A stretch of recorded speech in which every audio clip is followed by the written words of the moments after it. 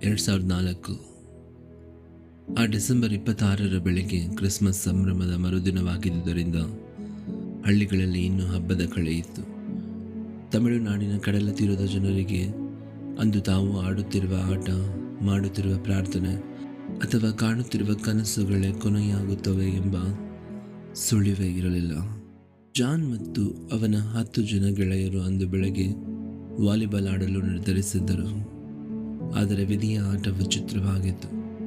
ಯಾರ ಬಳಿ ಚೆಂಡು ಇತ್ತೋ ಆ ಜಾನ್ ಅಂದು ಗಾಢ ನಿದ್ರೆಯಲ್ಲಿದ್ದ.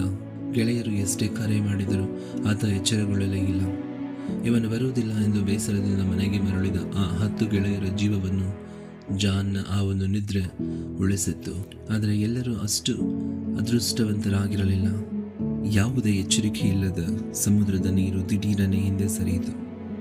ಏನಾಗುತ್ತಿದೆ ಎಂದು ನೋಡುವಷ್ಟರಲ್ಲೇ ರಾಕ್ಷಸ ರೂಪದ ಅಲೆಗಳು ಅಪ್ಪಳಿಸಿದವು.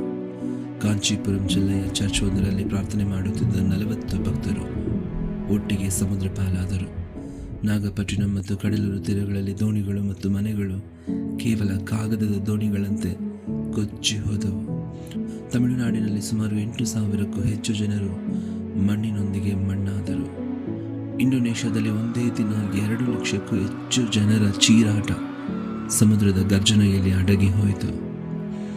ಸುನಾಮಿ ಎನ್ನುವ ಪದದ ಅರ್ಥವೇ ತಿಳಿಯದಿದ್ದ ಆ ಕಾಲದಲ್ಲಿ ಜನರು ಅದನ್ನು ಟೀ ಸುನಾಮಿ ಎಂದು ಕರೆಯುತ್ತಿದ್ದರು.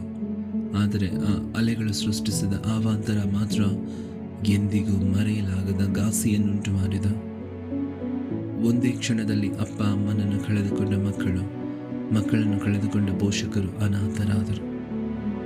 ಪ್ರಕೃತಿಯು ಹಿರೋಶಿಮಾ ಬಾಂಬ್ಗಳಿಗಿಂತ 23,000 ಪಟ್ಟು ಹೆಚ್ಚು ಶಕ್ತಿಯನ್ನು ಹೊರಹಾಕಿ ಮನುಷ್ಯನ ಅಹಂಕಾರವನ್ನು ಮಣ್ಣು ಮಾಡಿತು. ಇಂದು 21 ವರ್ಷ ಕಳೆಯಿತು. ಆದರೂ ಪ್ರತಿ ವರ್ಷ ಡಿಸೆಂಬರ್ 26 ಬಂತೆಂದರೆ ಕಡಲ ತೀರದ ಜನರಿಗೆ ಅಲೆಗಳ ಸದ್ದು ಸಂಗೀತದಂತೆ ಕೇಳಿಸದೆ ಅದು ಅಂದು ಮಡಿದವರ ಆಕ್ರಂದನದ ಶಬ್ದವಾಗಿ ಕೇಳಿಸುತ್ತದೆ.